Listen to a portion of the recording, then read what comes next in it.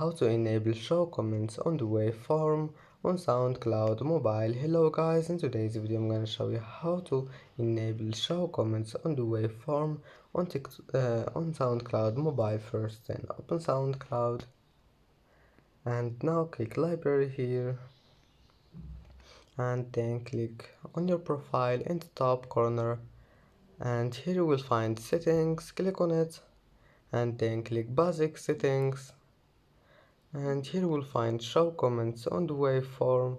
Just turn it on by one click and that's it. Now just go back, it will be saved, and that's how to turn it on. And that's it for today's video. If you like this video, don't forget like and subscribe, and thank you for watching this video until the end, and see you in the next video.